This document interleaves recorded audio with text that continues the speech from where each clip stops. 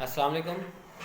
آج ہم English unit number 2 patriotism translation کا تھرڈ پیراگراف پڑھیں گے۔ تو پیراگراف آپ کو طارق صاحب نے پڑھا دیے ہیں، تھرڈ سے شروع کرتے ہیں۔ قائد اعظم محمد Ali Jinnah was a nation builder. Quaid Azam محمد علی جناح معمار قوم تھے، اینڈ اے گریٹ پیٹریاٹ، اور ایک عظیم محب وطن۔ قائد اعظم محمد علی جناح ایک معمار قوم اور ایک عظیم محب وطن تھے۔ ہی وانٹیڈ ٹو پروٹیکٹ، وہ چاہتے تھے ٹو پروٹیکٹ، حفاظت کرنا، دا ویلیوز، اقدار کی، قدروں کی، کلچر، ثقافت کی، اینڈ ٹریڈیشنز، اور روایات کی، آف دا مسلمز، مسلمانوں کے، آف دا سب کنٹیننٹ، بر صغیر کے، وہ بر صغیر کے مسلمانوں کے اقدار، روایات اور ثقافت کی حفاظت کرنا چاہتے تھے۔ ہی گیو دا مسلمز، انہوں نے مسلمانوں کو دیا سینس، ایک احساس، ایک شعور، آف آئیڈینٹی، شناخت کا، بائی سیکیورنگ، حاصل کر کے، سیکیور ہوتا ہے حاصل کرنا، سیپریٹ، ایک علیحدہ، ہوم لینڈ، وطن، فار دیم، ان کے لیے۔ انہوں نے مسلمانوں کو ان کے لیے ایک علیحدہ وطن حاصل کر کے شناخت کا احساس دیا، شناخت کا شعور دیا۔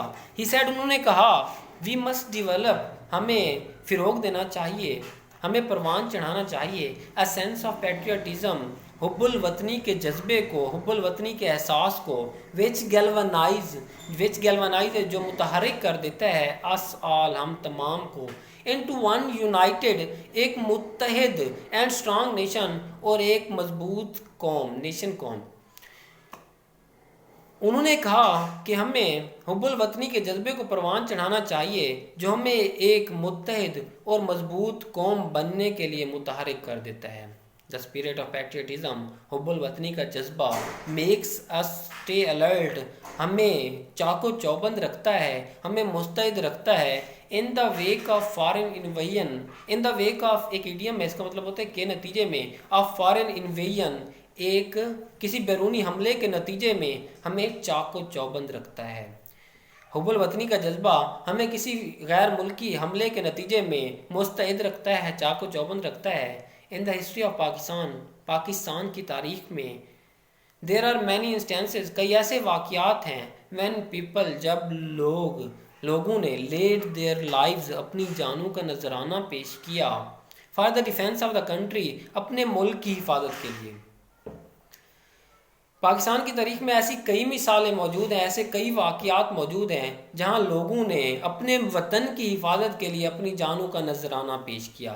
ان دا وارز آف 1965 اینڈ 1971، 1965 اور 1971 کی جنگوں میں، اینڈ دا کارگل وار، اور کارگل کی جنگ میں، مینی بریو سولجرز، کئی بہادر سپاہیوں نے، گیو دیئر لائفز، اپنی جانوں کا نذرانہ پیش کیا، ان این اٹیمپٹ، کوشش میں، to protect the homeland, اپنے وطن کی حفاظت کی کوشش میں اپنی جانوں کا نذرانہ پیش کیا، اپنی جانیں دے دیں۔ 1965 اور 1971 کی جنگوں میں اور کارگل کی جنگ میں کئی بہادر سپاہیوں نے اپنے وطن کی حفاظت کے لیے اپنی جانیں دے دیں۔